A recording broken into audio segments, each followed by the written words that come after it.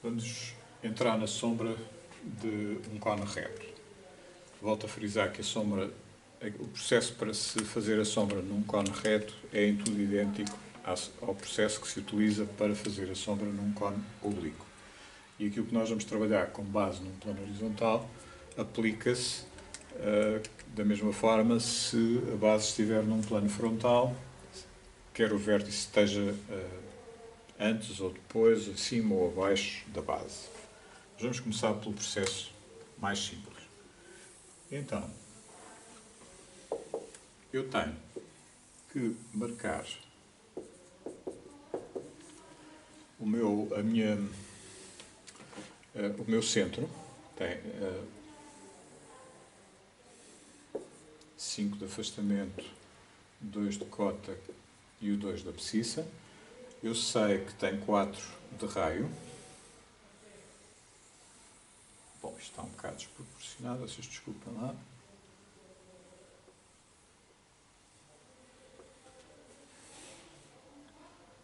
Já sabem que há sempre alguma discrepância entre aquilo que eu estou a fazer graficamente e aquilo que acontece efetivamente de acordo com os dados que eu vos dou.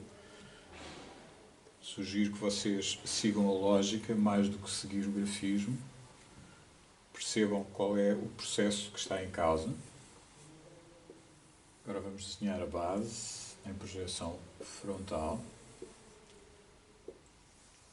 E dizem-me que tem 8 de altura, por isso a partir do O2 eu vou marcar 8 e vou ter V2. V1 vai coincidir com O1 e agora vai-me acontecer isto. Eu tenho as projeções do meu cone. Dizem-me que a direção luminosa é a direção luminosa convencional. Para quem tenha ainda dúvidas sobre a direção luminosa convencional, vocês podem chegar aqui e marcar L2 a 45 graus com o eixo de X, 45 graus com o eixo de X e tem L1. Isto é a direção luminosa, ou seja, são as duas projeções dos raios luminosos. Aquilo que vocês têm que fazer aqui é idêntico ao que se fez com as pirâmides, ou seja, eu tenho aqui F de π, que é o plano da base, encontrar o raio luminoso que passa pelo vértice e procurar a interseção do raio luminoso com o plano da base. Por isso, se eu tiver aqui L2 de V, aqui vou ter L1 de V, eu vou procurar o ponto em que o raio luminoso interseta o plano da base. Isso tem que ser observado em projeção frontal, ou seja, onde o raio luminoso em projeção frontal intersetar o traço frontal desse plano, eu vou ter I2. O I1 vai estar naturalmente sobre o L1 de V. A partir daqui, aquilo que nós fizemos com a pirâmide foi traçar tangentes a partir do I1, marcar as tangentes à base, no caso da pirâmide. Neste caso, se eu tenho que traçar tangentes à base a partir desta projeção I1, então aquilo que eu tenho que fazer é começar por encontrar aqui o ponto médio. Faço ponta seca de compasso no ponto médio, vou abrir até O1 e vou traçar. E aqui vou ter ponto T, e aqui vou ter T'1. T1, T'1. Projeção frontal deste ponto estará aqui, por isso eu aqui vou ter T'2 e aqui vou ter T2. O que é que isto me permite fazer? Permite-me saber que a separatriz sombra-luz vai ser definida desta forma, que é do T1 até ao V1, do V1 até ao T'1, e depois vou ter este arco de circunferência que vai do T1 até ao T'1. Eu sei que esta porção da circunferência, esta Esqueceu-me só aqui de fazer uma coisa, que é marcar o T reta tangente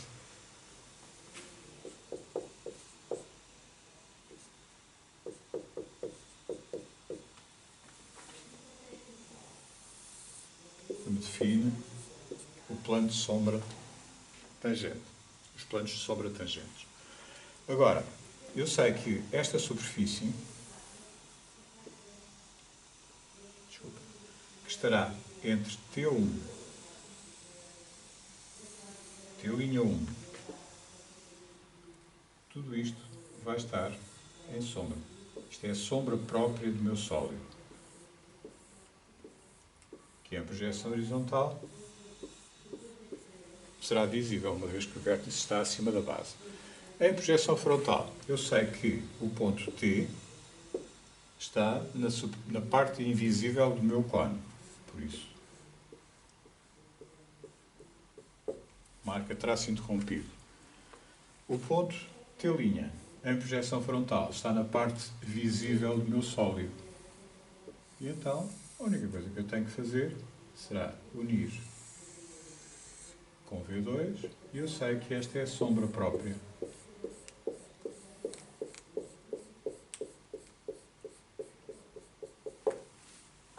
do meu sólido. Por isso, recapitulando, defini o raio luminoso que passa pelo vértice, interceptei o raio luminoso com o plano da base, obtive o ponto I, tracei as tangentes à base, obtive os pontos de tangência. As tangentes em projeção horizontal e em projeção frontal definiram-me, isto aqui não é T1, desculpem, isto é T2 e T'2. Defini os planos de tangentes, planos de sombra, tangentes de segunda direção luminosa. Encontrei a separatriz sombra-luz, que é definida por este segmento, TVVT, e este arco de circunferência. Por isso eu sei que esta será a sombra própria, é a parte da superfície que está em sombra própria do meu sólido, e é visível em projeção horizontal. E em projeção frontal, eu tenho uma parte que é visível, que é a parte que vai do T'2 até ao limite, até ao contorno aparente. Por isso, esta é a sombra própria visível do meu sólido. Esta tangente, ou esta separatriz sombra-luz, está na parte invisível, por isso não tem lugar a marcação de sombra.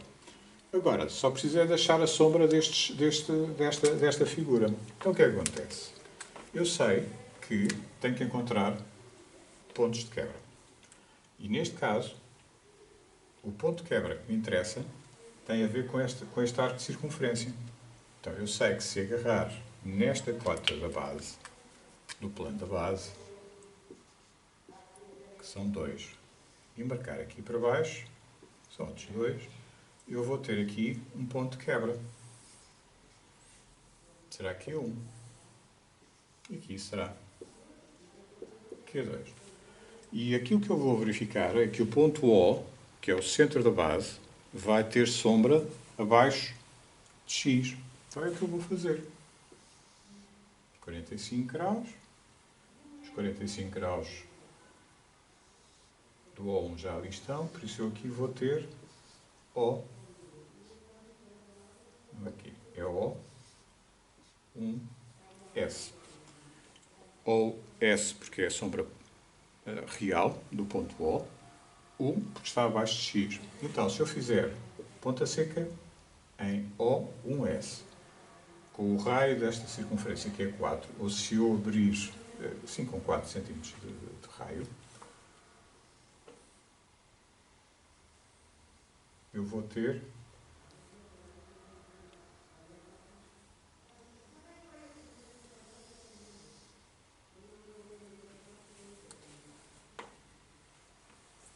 penso que é, desculpem,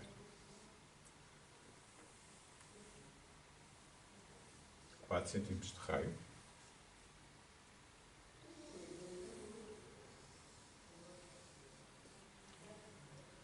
Eu tenho a sombra da circunferência no plano horizontal. Mas eu agora interessa-me encontrar a sombra do ponto T, que vai ser um dos pontos cuja sombra eu tenho que encontrar. E essa sombra vai ter que acontecer aqui. Então eu tenho aqui T' S1. Por isso, daqui, da sombra do ponto T',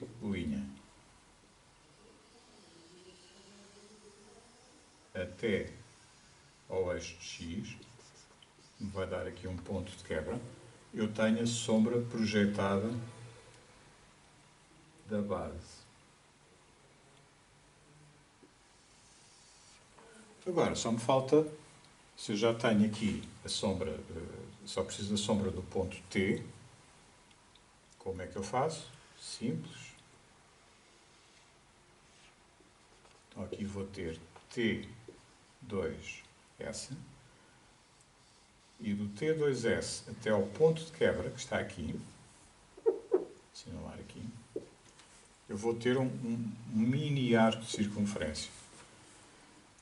Agora, vou ter que achar a sombra do ponto V. Tenho aqui o raio luminoso. Eu aqui vou ter V2S. Então, V2S posso unir com T2S. Quando sobrepõe com a figura, passa a invisível. E agora tenho um T1S, T' S1, e tenho um V2S. Por isso agora vou ter que achar a sombra virtual ou do ponto T' ou do ponto V. Então vou achar a sombra virtual do ponto V. Então vou ter aqui V1 virtual. Se eu unir o V1 virtual com o T' S1, eu vou ter aqui um segundo ponto de quebra, que é o linha. Do que a linha eu posso unir diretamente para o ponto V. Acentuando, que o que me interessa é que fique forte. Da sombra do ponto T', que eu acabei de encontrar aqui. Né? Estava aqui, exato. Até Q', a sombra é real. Do Q' até ao V2S, a sombra é real. Do V2S até ao T2S, também será real. Do T2S até ao Q, é um pequeno arco de circunferência, neste caso, também é real. Depois do Q até à circunferência da base, eu tenho a sombra projetada da base, que depois volta a ser real aqui. Fazendo finalmente o sombreamento de acordo com as regras, eu tenho que, 45 graus, neste caso agora, abertura à direita. Já sabem que a sombra projetada, quando sobrepõe com o sólido, não se marca.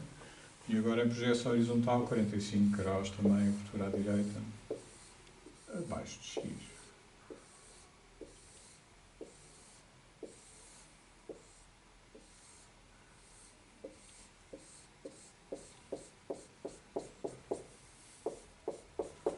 E esta é a sombra própria projetada da minha figura, do meu cone.